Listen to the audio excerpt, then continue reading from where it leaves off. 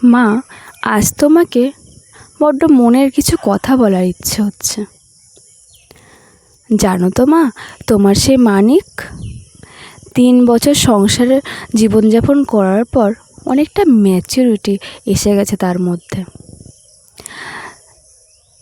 আগে তুমি যে সকালবেলা বারবার আমাকে ডেকে ডেকে ঘুম থেকে তুলতে, তোমার সেই মানিক কিন্তু আজ আর অত লেট করে ঘুম থেকে ওঠে না। ভোরবেলায় ফোনে অ্যালার্ম দিয়ে রাখে যাতে উঠতে লেট না হয়, কিন্তু সে অ্যালার্ম বাজার আগেই বুকের মধ্যে ধুকপুক করে ওঠে।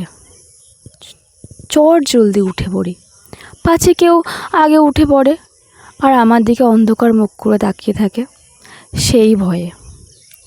তারপর সারাদিনের পরিশ্রমের তো শেষ নেই, কতই না কাজ পড়ে থাকে। কত কাজ করতে হয় মা সারাদিন রাত আমাকে, আর কাউকে বলার উপায় নেই যে আমার কষ্ট হচ্ছে, আমি আর পারবো না। এরকম কথা কাউকেই বলা যায় না মা, শুধু তোমাকেই বলা যেত। তারপর এত কাজকর্ম করা সত্ত্বেও জানো মা, কেউ কিন্তু আমার সুনাম করে না। যতই কাজ করি এক্সপেকটেশন কমই হয় না, কেবল বাড়তেই থাকে।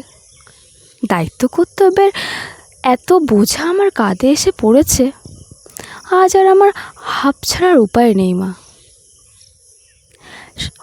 সবাইকে তাড়াতাড়ি ভাত দিতে হবে বলে আমি চটজলদি ভাত বেড়ে সবার অপেক্ষায় কেবল বসে থাকি।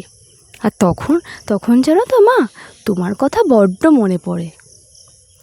ওই যে মা ভাত বেড়ে বারবার মানিক মানিক বলে ডাকতো, আর আমি পাশ ফিরিয়ে শুয়ে বলতাম, না মা, তুমি ভাতটা ঢেকে রাখো, আমি এখন খাবো না। কেন বলো তো বারবার ডাকো? খুব বিরক্ত হয়ে যেতাম। আজ বুঝেছি সেটার গুরুত্ব আমার জীবনে কতটা।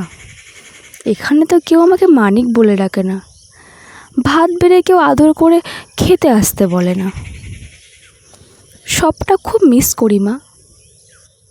এই দিনরাত পরিশ্রম করতে করতে নিজের শখ শৌখিনতা সব ভুলে গেছি মা। আগে ভাবতাম মায়ের বোধহয় কষ্ট হয় না, মায়ের কোনো অসুস্থতা নেই, মায়ের খিদে পায় না। এখন বুঝেছি সবই সবার জীবনেই সবটাই থাকে, কিন্তু আত্মত্যাগ করতে করতে মায়েরা এমনটাই হয়ে যায়। আসলে মেয়েদের জীবনটাই হয়তো এরকম, বলো মা? খুব কঠিন জীবন মেয়েদের মা, সত্যি না?